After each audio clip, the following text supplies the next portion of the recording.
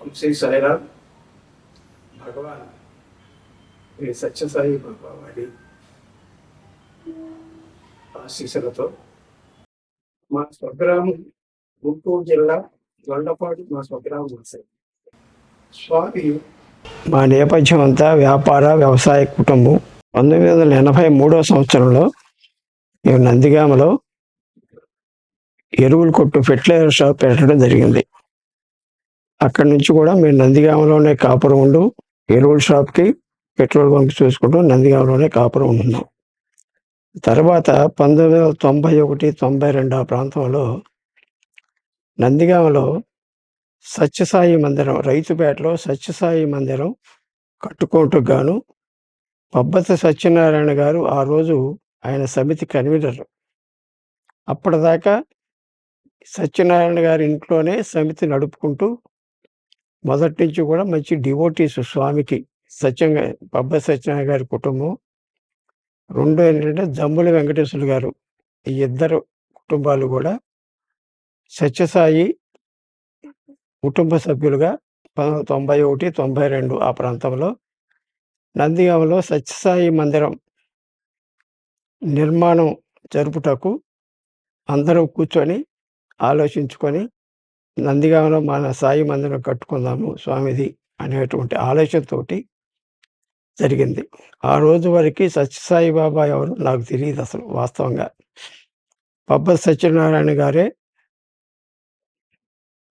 అప్పుడప్పుడు వస్తూ మా దగ్గరికి వస్తూ, అయ్యా స్వామి ఇది స్వామి మందిరం కట్టుకుందాం ఇక్కడ అంటే మంచిది అని చెప్పని శంకుస్థాపన చేయటం జరిగింది. శంకుస్థాపన చేసినాక ఆ రోజు స్వామి భక్తులు చాలామంది కూడా ఎవరికి తోచిన విధంగా వారు ఆర్థిక సహాయంగా కానీ వస్తు రూపేణా కానీ అన్ని విధాలు కూడా జరిగింది. సంవత్సరాల తర్వాత ఎందుకో ఒక రోజు అటు వెళ్తూ పబ్బతి సత్యనారాయణ గారు, జంబుల వెంకటేశ్వర గారు సాయి మందిరం దగ్గర ప్లింత్ బియ్యం వచ్చి వేసేవారికి వేసినాక డబ్బులు అయిపోయినాయి. ఆ పాట కూర్చొని ఉన్నారు పాపం, పని జరగట్లా. ఆ రోజు సత్యం గారితో నేను అన్నా, ఏడు సత్యం గారు ఏంటి వర్క్ చేయట్లేదంటే స్వామి మందిరాన్ని, అయ్యా తిరుపతి గారు డబ్బులు అయిపోయినాయి లేవయ్యా అని. మానవ సేవే మాధవ సేవ అన్నారు స్వామి. అది మనం మాత్రం మనకు తోచిన విధంగా మనం ఎందుకు నలుగురికి తో కలుపుకొని మన సహాయ సహకారాలు స్వామి మందిరానికి ఎందుకు ఇవ్వకూడదు అనేటువంటి ఆలోచనతోటి తోటి వ్యాపారస్తులు కానీ, వ్యవసాయ కుటుంబాలు కానీ, స్వామి డివోటీస్ కానీ, మాకు ఆ రోజుల్లో వ్యాపార నిమిత్తం విజయవాడలో చాలా పెద్ద పెద్ద వ్యాపార సంస్థలు ఉండేవి. మేము వాళ్ళ దగ్గర కూడా వెళ్ళి ఇట్లా స్వామి సత్యసాయి మందిరం కట్టుకుంటున్నాము, మీకు తోచిన విధంగా ఆర్థిక సహాయం చేయండి మాకు మందిరానికి జరగడం జరిగింది. ఆ రోజుల్లో 1992-93 రోజుల్లో మాకు ఒక్క రోజులో సుమారుగా స్వామి ఆశీస్సులతోటి 1,25,000 రూపాయలు డొనేషన్స్ వచ్చినాయి ఆ రోజు. ఇక అప్పటి నుంచి నిర్విఘ్నంగా స్వామి మందిరం పూర్తి చేసుకోవటం జరుగుతూ ఉంది. మొట్టమొదటిలో పబ్బతి సత్యం గారే నన్ను పుట్టపర్తి తీసుకెళ్ళింది. నేను అప్పటి వరకు పుట్టపర్తి ఎక్కడ ఉందో కూడా తెలియదు. ఆయనకి స్వామి రూమ్ ఇచ్చారు అక్కడ పుట్టపర్తిలో. తీసుకెళ్ళి అప్పుడు ఒక 3-4 డేస్ ఉన్నాం మేము. అప్పుడు కుల్వంత్ హాల్ ఓన్లీ పాత మందిరం ఒక్కటే ఉండేది.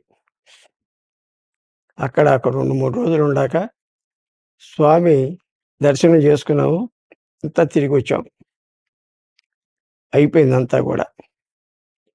అయిపోయినాక మందిరం అయిపోయింది, 96 వరకు కంప్లీట్ అయిపోయింది. చిన్న చిన్న వర్క్ ఉంటే చిన్నగా చేసుకుంటున్నాం అక్కడ. ఈ మధ్యలో ఏం జరిగిందంటే 1995లో మా అమ్మాయి మ్యారేజ్ సెటిల్ అయింది. నేను ఫస్ట్ కార్డు స్వామికి ఇద్దామని చెప్పని, అప్పుడు పుట్టపర్తికి డైరెక్ట్ ట్రైన్ కూడా ఒకటే ఉండేదనుకుంటాను, ప్రశాంతి ఉండేదనుకుంటా. నన్ను విజయవాడ నుంచి బస్సులో వెళ్ళి పొద్దున్నే నేను వెళ్ళడంతోటే 3వ లైన్లోనేమో కూర్చున్నా నేను. స్వామి వచ్చి నాకు ఎమ్మటే ఆగారు, నా దగ్గర కార్డు తీసుకున్నాడు, మంచిది బంగారు అన్నారు. నేను సాయంకాలం తిరిగి వచ్చేసా మళ్ళీ పెళ్లి పనుల నిమిత్తం. అట్లా మధ్యలో ఆ యొక్క విషయం జరిగింది. ఇక తర్వాత ఫ్రీక్వెంట్‌గా మధ్యలో ఒక 3 నెలలకి, 4 నెలలకి రావటం, పోవటం జరిగింది. తర్వాత మందిరం అయిపోయింది. సాయి మందిరం, స్వామి మందిరం అయిపోయింది. అయిపోయినాక మేము ఒక 10 మంది సభ్యులం లేడీసు, జెంట్స్ కలిసి ఆ మందిరంలో ముక్కులైనటువంటి వాళ్ళు స్వామి దగ్గరికి అప్పుడు జిల్లా ప్రెసిడెంట్‌గా ఉండేటువంటిది ఘంటసాల కృష్ణమూర్తి గారు, ఆ రోజు స్టేట్ ప్రెసిడెంట్‌గా ఉన్నటువంటి మన హైదరాబాదు డాక్టర్ గారు ఇప్పుడు కలిసి వారిని కూడా సంప్రదిస్తే వారేమన్నారంటే, స్వామి స్వామి ఇంటర్వ్యూకి స్వామి దగ్గరికి తీసుకెళ్ళటానికి మాకెవరికీ అర్హత లేదు. మీరు లైన్‌లో కూర్చొనుంటే స్వామే వస్తారు, స్వామి పలకరిస్తారు, స్వామే మీకు ఆశీస్సులిస్తారు. మీరు స్వామి మాట్లాడుకోండి. మేము నిమిత్త మాత్రులం అని చెప్పారు వాళ్ళిద్దరు. ఆ రోజు రాష్ట్ర అధ్యక్షుడు అదే చెప్పారు. జిల్లా అధ్యక్షుడు కూడా అదే చెప్పటం జరిగింది. కానీ మేము వెళ్ళినాక మమ్మల్ని ఒక సెపరేట్ గ్రూప్‌గా కూర్చోబెట్టారు పక్కన. స్వామి వచ్చారు. స్వామి బిల్డింగ్ మందిరం ప్లాన్ కూడా తీసుకెళ్ళాం ఆ రోజు. తీసుకెళ్ళి స్వామి ఫోటో, పెద్ద ఫోటో ఒకటి. స్వామి వచ్చారు, ఆగారు. ఏమిటి అని అడిగారు స్వామి. వచ్చే ముందు నన్ను ఒక 20 అడుగుల దూరం నుంచి నన్ను చూస్తూ వచ్చారు స్వామి.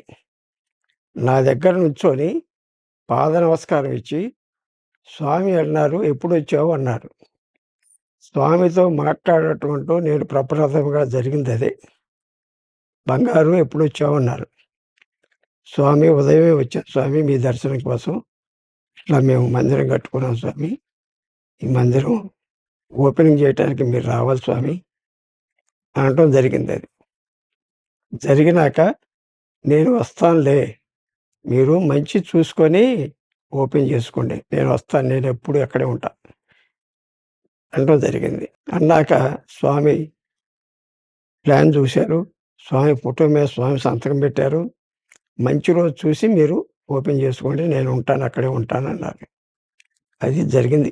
ఆ శంకుస్థాపన కార్యక్రమం. అప్పుడు రాష్ట్ర అధ్యక్షులు, జిల్లా అధ్యక్షులు అందరూ గూడా దాదాపుగా కృష్ణా జిల్లాలో ఉన్నటువంటి ముఖ్యులందరూ గూడా సత్యసాయి సంస్థలో, అట్లాగే హైదరాబాద్‌లో గాని దాదాపుగా ఒక 1000, 1500 మందితోటి మేము ఆ రోజు మందిరం ఓపెనింగ్ చేసుకోవటం.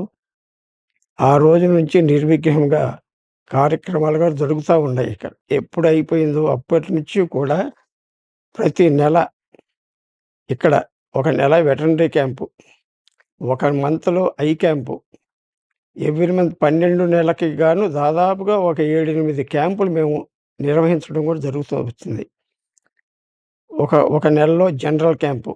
ఇక్కడ లోకల్ డాక్టర్స్ గానీ, కొంతమంది విజయవాడ డాక్టర్స్ గానీ, వెటర్నరీ డాక్టర్సు ఇక్కడ స్వామి డివోటీస్ ఇద్దరు డాక్టర్స్ ఉన్నారు.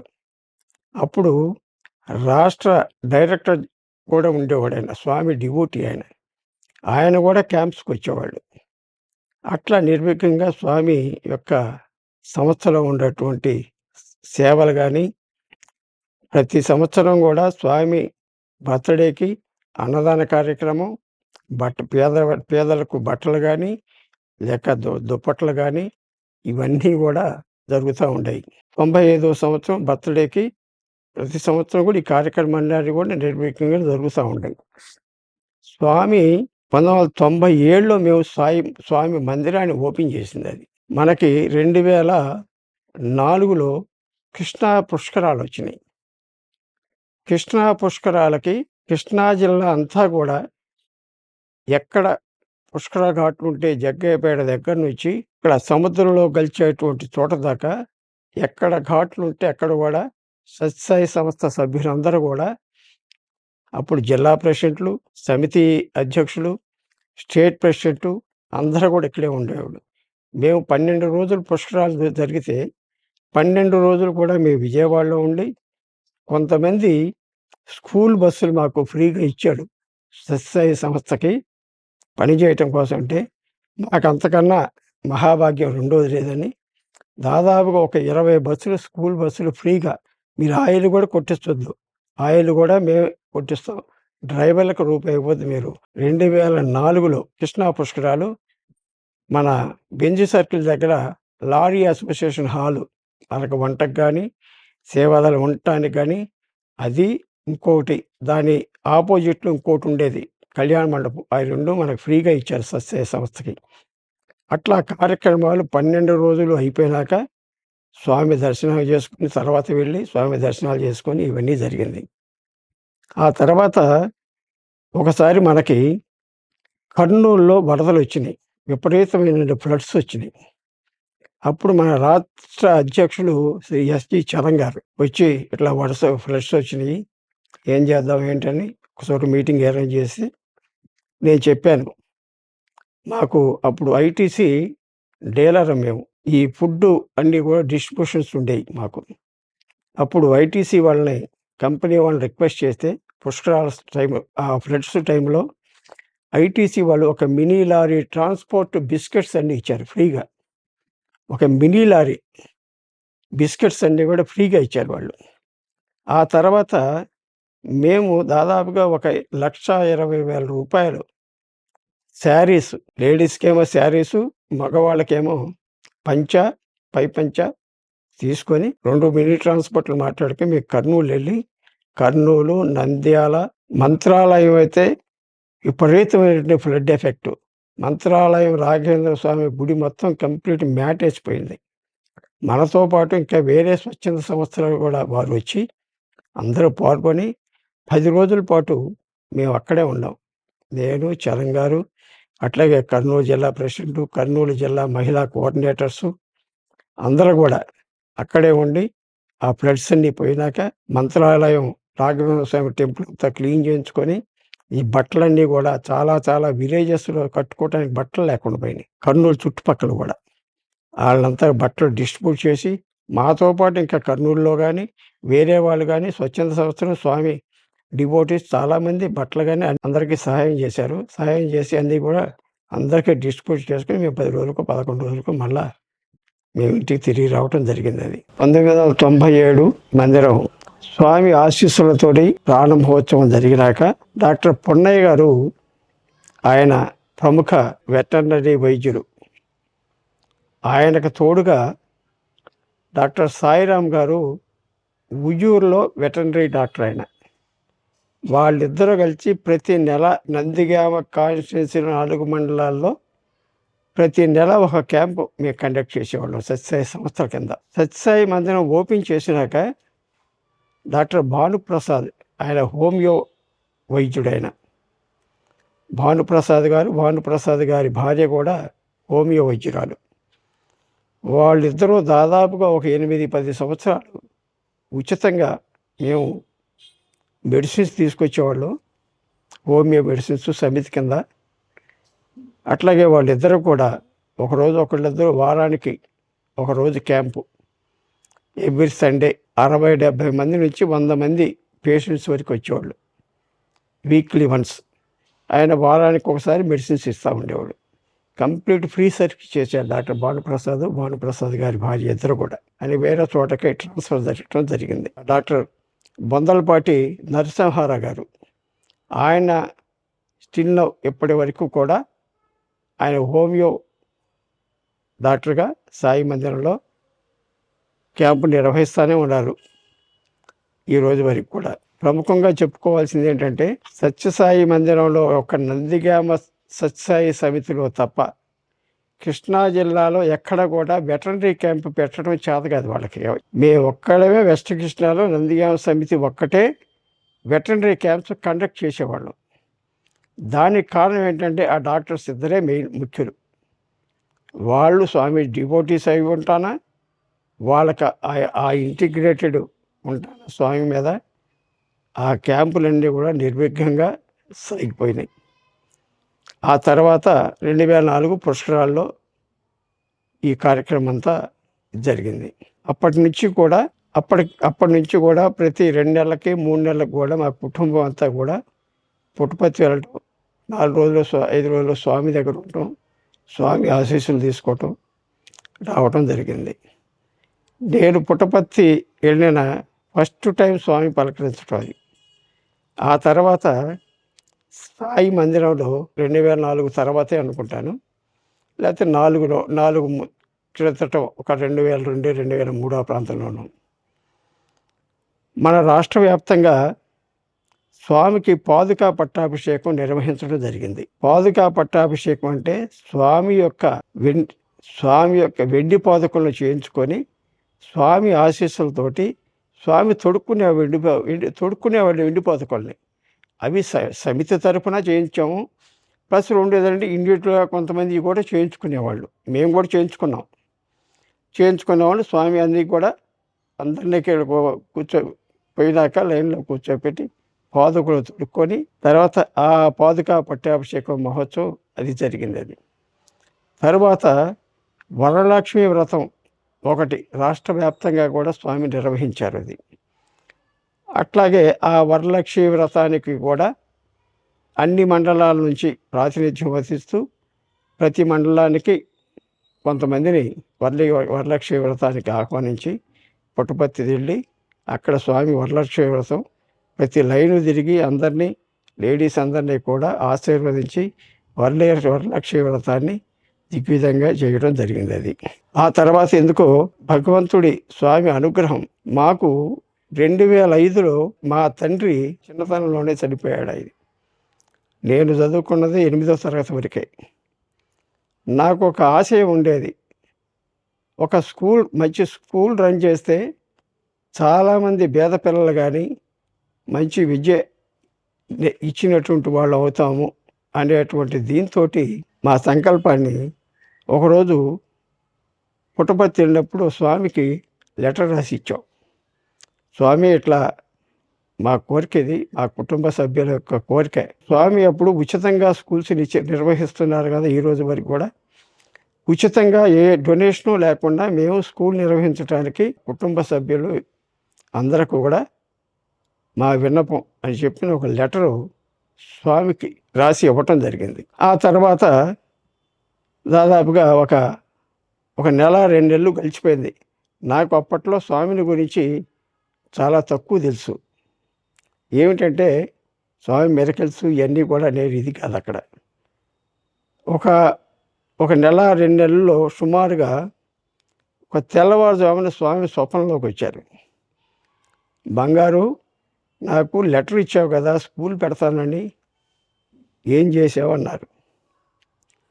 స్వామి మీకు లెటర్ ఇచ్చాము, మీరేం చెప్పలేదు కదా స్వామి, అందుకనే నేను అట్లా మౌనంగా ఉండిపోయాను స్వామి అని చెప్పడం జరిగింది. మంచిది, పెట్టు, నా ఆశీస్సులు ఎప్పుడూ ఉంటాయి, మంచిది అన్నారు. స్వామి 85వ బర్త్డే 2006లో 2 ఎకరాల 66 సెంట్లు స్థలం కొని అక్కడ స్వామి ట్రస్ట్ ఒకటి పెట్టాం. మేము స్వామి పేరుతోటి Sathya Sai education and service trust అని పెట్టి సర్వీస్ ఆర్గనైజేషన్గా మీ యొక్క స్కూలు స్వామి 2005 నవంబర్లో భూమి పూజ చేయటం జరిగింది. ఆ రోజు పౌరోహితులు చాలామంది అన్నారు, 2005లో స్వామి బర్త్డే మంగళవారం వచ్చింది. పౌరోహితులు అన్నారు చాలామంది కూడా మంగళవారం భూమి పూజ చేయకూడదన్నారు. మాకు అంత అవగాహన లేదు. అప్పుడు జిల్లా ప్రెసిడెంట్ కృష్ణమూర్తి గారి భార్య అప్పుడు ఘంటసాలలో ఉండేవారు.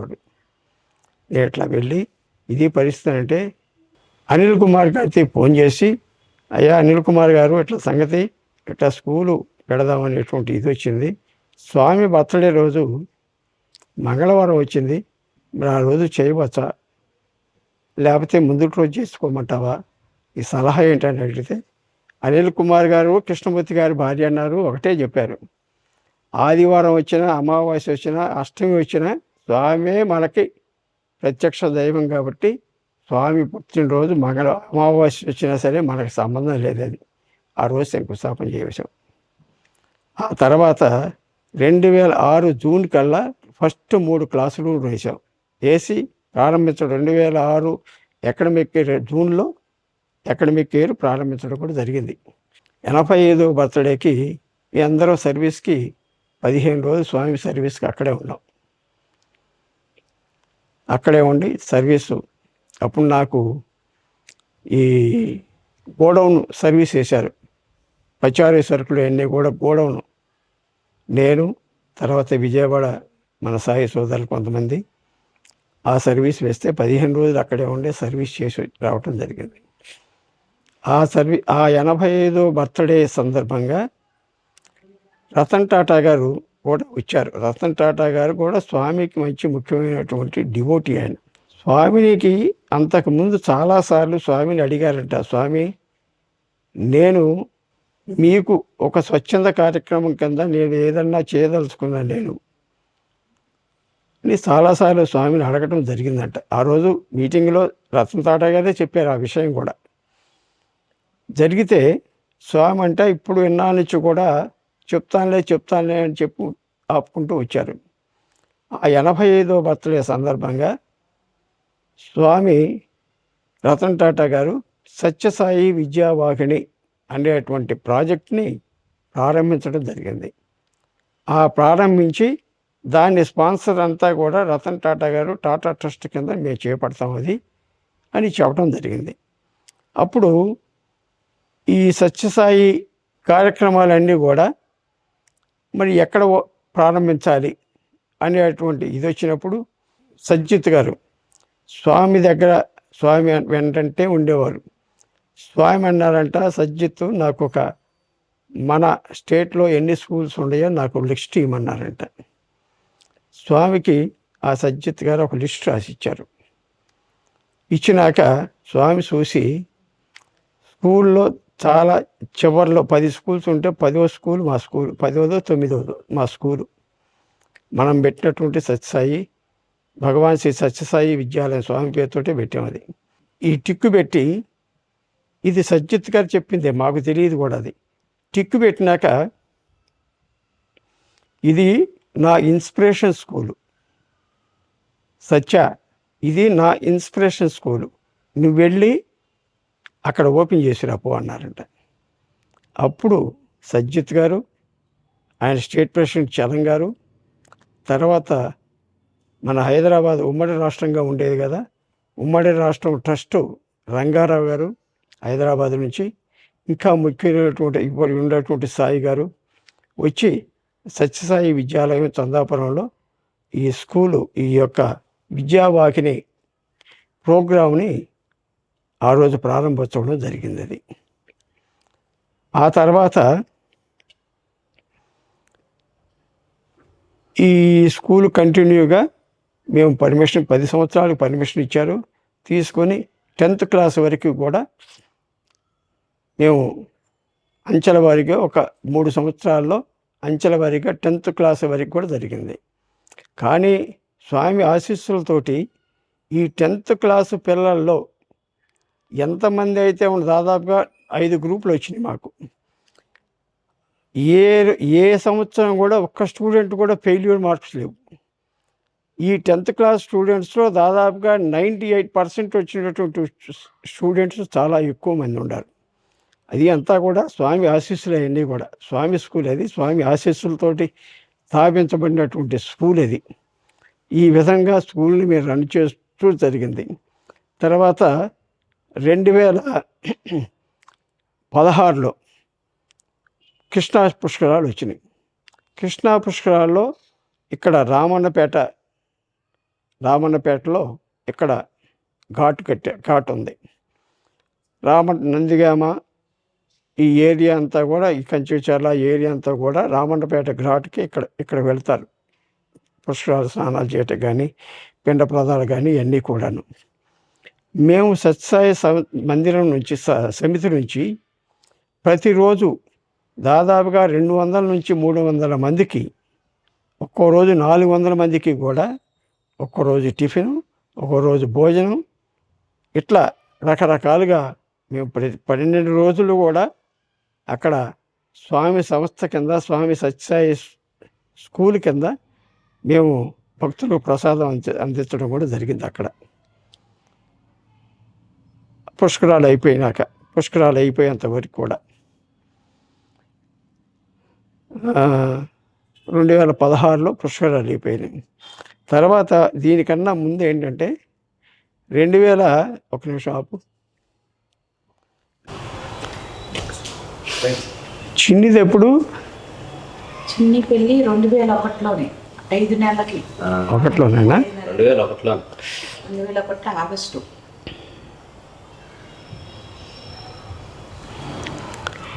ఆ తర్వాత ముందుగా 2001లో మా చిన్నమ్మాయి చిరంజీవి పద్మ వివాహం సందర్భంగా నేను మా అమ్మాయి కలిసి ఒక చీర, శుభలేఖ, అక్షంతలు తీసుకొని స్వామి దగ్గరికి వెళ్ళాం. స్వామి దగ్గరికి వెళ్తే చాలామంది అన్నారు, స్వామి ఇప్పుడు పాద నమస్కారాలు కూడా ఇవ్వట్లేదు, ఇవన్నీ ఎంతవరకు ఇస్తారంటే స్వామి మీద నమ్మకం. స్వామి ఇచ్చినా ఆయన ఆశీస్సులు ఉంటాయి, స్వామి ఇవ్వకపోయినా ఆయన ఆశీస్సులు ఉంటాయి. కావాలని ఇస్తారనే ఆశీస్సులతోటి, ఆ నమ్మకంతో మేము స్వామి దగ్గరికి వచ్చాము. మేము ఫస్ట్ లైన్లో మా అమ్మాయికి లేడీస్ తరఫున 4వ లైన్లో వచ్చింది. స్వామి 9 గంటలకప్పుడు 2 సార్లు వచ్చేవాళ్ళు. పొద్దున్నే 6:30, 7ంటికి వచ్చేవాళ్ళు, 6:30, 7 లోపు వచ్చేవాళ్ళు. తర్వాత 9, 9:30కి మళ్ళీ వచ్చేవాళ్ళు. మధ్యాహ్నం 3 గంటలకి, 3:30కి మళ్ళీ వచ్చేవాళ్ళు. సాయంకాలం 6:30, 7 గంటల 4 సార్లు స్వామి దర్శనం అయ్యేది అప్పటి రోజుల్లో. తర్వాత ఉదయం సాయంకాలం అయిందనుకోండి. అప్పట్లో స్వామి ఉదయం 9 గంటలకు వచ్చినప్పుడు స్వామి చూసుకుంటూ లోనికి వెళ్ళిపోయారు. మళ్ళీ 11 గంటలకు లోనికి వెళ్ళేటప్పుడు ఈమె మా అమ్మాయి ఫస్ట్ లైన్లో కూర్చోబెట్టారు. అక్కడ ఉండేటువంటి సేవదారులు అయి ఉండొచ్చు, లేకపోతే అప్పుడు మన లేడీ గేట్ దగ్గర అయ్యమ్మగారు ఉండేది అప్పుడు.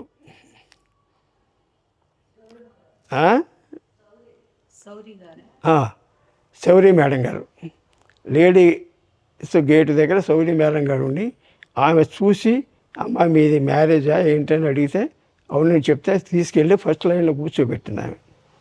స్వామి వస్తూ ఆమె దగ్గర ఆగి అక్షంతలు వేసి పాద నమస్కారం ఇచ్చి శుభలేఖ తీసుకొని లోనికి వెళ్ళిపోయారు స్వామి. అది స్వామి మీద ఉన్నటువంటి నమ్మకం. అది అంతకుముందు చాలామంది చేసి ఉండొచ్చు, చేయకపోయి ఉండొచ్చు. చేసినా చేయకపోయినా ఒకటే ఉండేటువంటి నమ్మకం స్వామి మీద ఉండాలి. అది ఆ తర్వాత 2002లో మాకు మనవడు పుట్టాడు.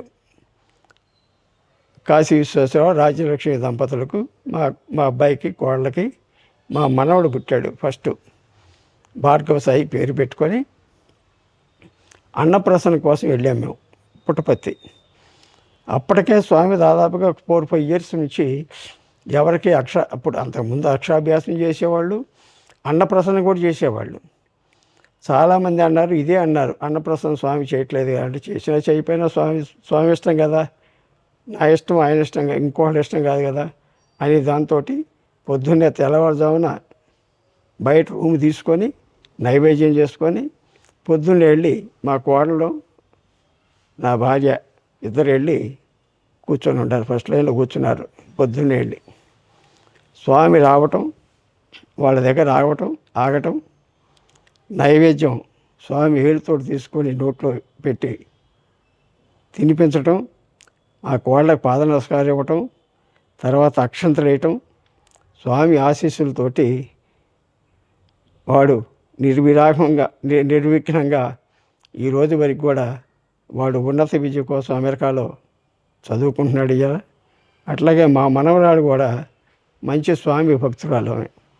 మా మనవరాలు కూడా ఇప్పుడు 2వ సంవత్సరం MBBS పుట్టపర్తి శ్రీ పద్మావతి యూనివర్సిటీలో, మహిళా యూనివర్సిటీలో తిరుపతిలో చదువుకుంటుంది.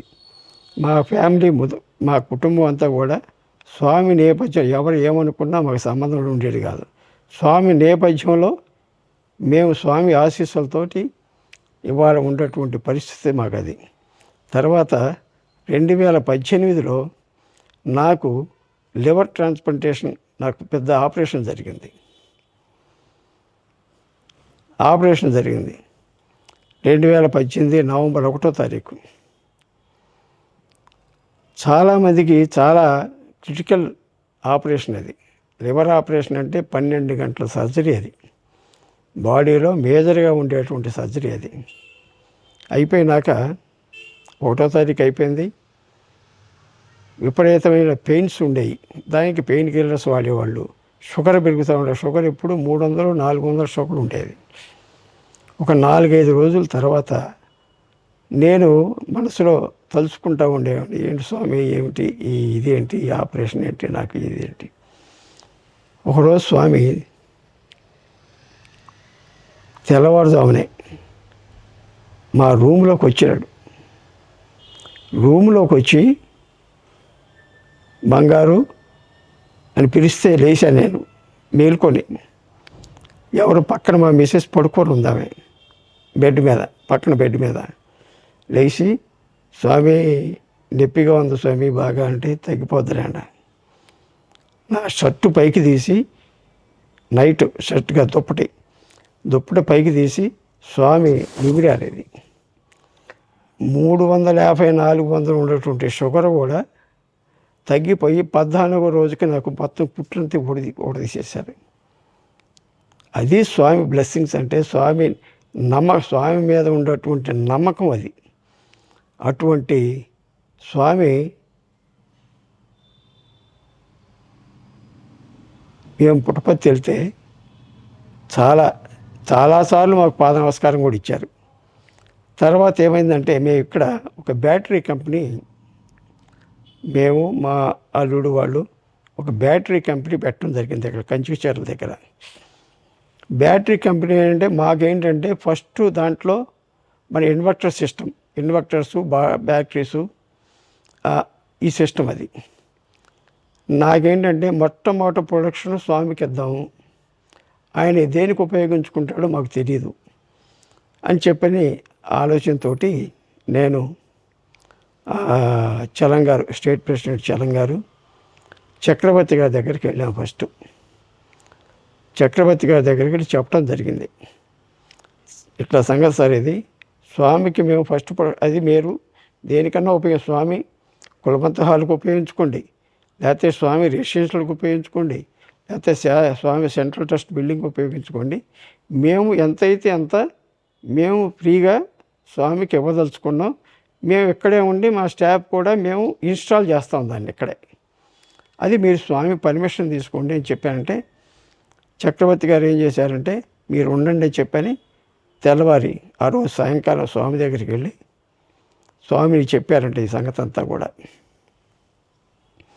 చెప్పినాక స్వామి అన్నారంట, స్వామి చాలా చతురంగా మాట్లాడతారు, అట్లాగే ఒక్కోసారి చాలా కోపంగా కూడా నటిస్తూ మాట్లాడతారు స్వామి.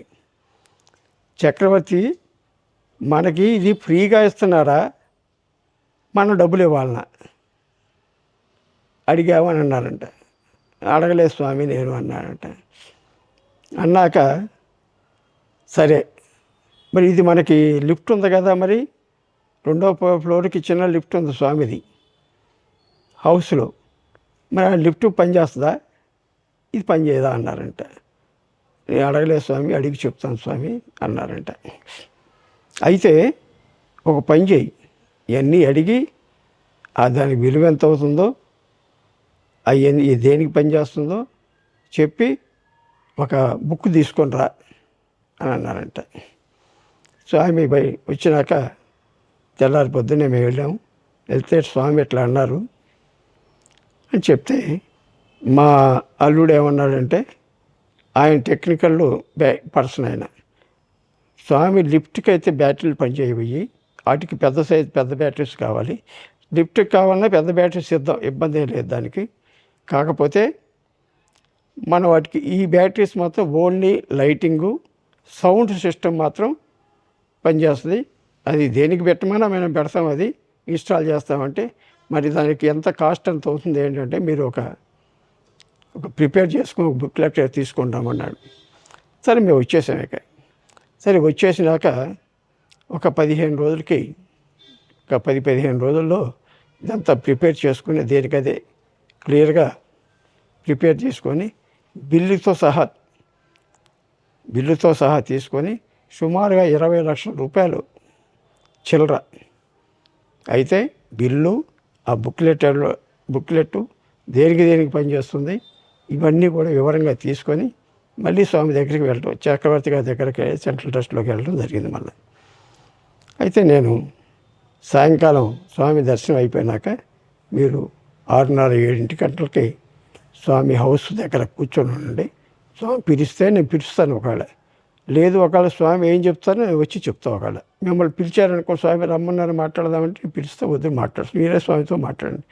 లేదు ఒకవేళ స్వామి ఓకే అని చెప్పి ఏం చెప్తారో ఒకవేళ నేను వచ్చి మీకు చెప్తానని చెప్పి నేను, చలం గారు, మా అల్లుడు ముగ్గురు కూర్చొని ఉన్నాం అక్కడ.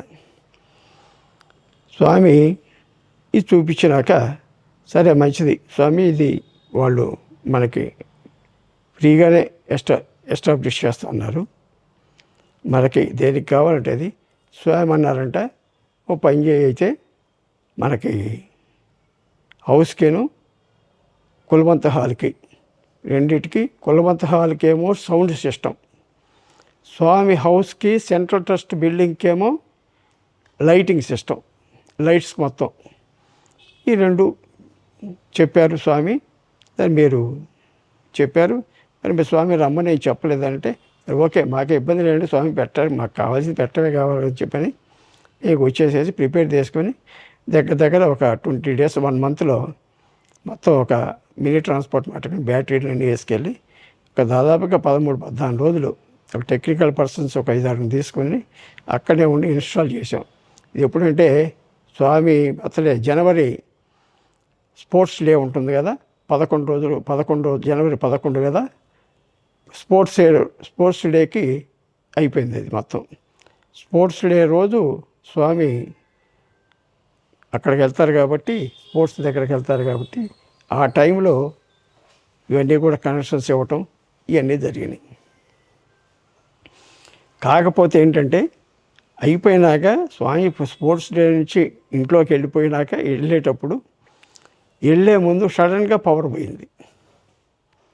సడన్గా పవర్, నేను కూడా లేనప్పుడు చక్రవర్తి గారు చెప్పింది ఇదంతా కూడా. పవర్ పోయినాక ఏం జరిగింది, చక్రవర్తి కరెంటు పోయింది కదా లిఫ్ట్ పనిచేస్తుందా మనకి అన్నారంట. చక్రవర్తి గారి కంటే ఆలోచనలో పడ్డా అంట, లిఫ్ట్ పని చేయదంటే స్వామి పని చేపిస్తాడేమో ఒకవేళ, పని చేస్తుంది స్వామి అంటే పని చేయదేమో ఒకవేళ అనేటువంటి సందిగ్ధంలో చక్రవర్తి గారు మౌనంగా కూర్చొని ఉన్నారంట. ఏం చక్రవర్తి అన్నారంట, కరెంట్ రాలా, లైట్లు మాత్రం ఎరుగుతున్నాయి అంటే సరే లిఫ్ట్ నొక్కు అన్నారంట. చూద్దాం పోదాం లిఫ్ట్ నొక్కు అన్నారంట. నొక్కితే పైకి వెళ్ళిపోయింది స్వామిది. స్వామి ఇంకొక 2 మనుషులకే ఆ చిన్న లిఫ్ట్ పనిచేస్తుంది అంతే, 3 లేకపోతే 2 లిఫ్ట్ వెళ్ళిపోయింది. ఏంటి చక్రవర్తి ఈ లిఫ్టు పని చేయదన్నావుగా, పని చేసింది ఏంటంటే, ఏమో స్వామి మీరు పని చేయదంటేనో ఇది పని చేస్తుంది, పని చేస్తుందంటేనో పని చేయదేమో ఒకవేళ, అందుకని నేను మౌనంగా ఉన్నాను స్వామి అని చెప్పడం జరిగిందంట. ఇవన్నీ కూడా స్వామి మెరికల్స్ అనేదానికన్నా కూడా స్వామి మీద ఉండేటువంటి నమ్మకం, గాఢమైనటువంటి విశ్వాసం, ఇది మనకి స్వామి యొక్క 100 సంవత్సరాల సందర్భంగా 100వ దశాబ్ద పుట్టపర్తి కూడా మేము ఒక వారం రోజులు 10 రోజులు ఉండటం జరిగింది. కార్యక్రమాలు కూడా చాలా అద్భుతంగా చాలా బాగా జరిగింది. స్వామి అనుగ్రహ సంభాషణతోటి స్వామి స్వప్నంలోకి వచ్చి, బంగారు ఏంటి స్కూలు రన్ చేస్తున్నావా అన్నారు. డబ్బులు లేవు స్వామి అన్నారు. డబ్బులు లేనప్పుడు ఇబ్బంది పట్టడం ఎందుకు బంగారు అన్నాడు. లేవు స్వామి స్కూల్ మరి అట్లా ఖాళీగా ఉంచుతాం స్వామి, ఎట్లా సంగతి, ఆపేయి, నీ దగ్గర డబ్బులు ఉన్నప్పుడే రన్ చేద్దు, మళ్ళా ఏం ఆపుకో ప్రస్తుతానికి, ఎందుకు వాళ్ళని అడగటం ఎందుకు, ఇదే జరిగింది. అది ఈ విషయాలన్నీ కూడా స్వామికి తెలుసు. స్వామి యొక్క అంతరంగంలో స్వామి ఏంటో, స్వామిని గురించి ఆలోచనలు ఏంటో మాకు కూడా స్వామి అంటే పూర్తి నమ్మకం. 1995 నుంచి కూడా సత్యసాయి మందిరం నందిగామలో నిర్మించినప్పటి నుంచి కూడా చాలా కార్యక్రమాల్లో, సేవా కార్యక్రమాల్లో కానీ అన్నిట్లో కూడా పాల్గొని స్వామి సేవకి మేము పాత్రలు అవటం కూడా జరిగింది. ఇది స్వామిని గురించి మాకు ఉండేటువంటి పరిజ్ఞానంలో మేము సత్యసాయి సంస్థల మేము విన్నవించడం జరుగుతుంది. అది జై సాయిరాం, జై సాయిరాం.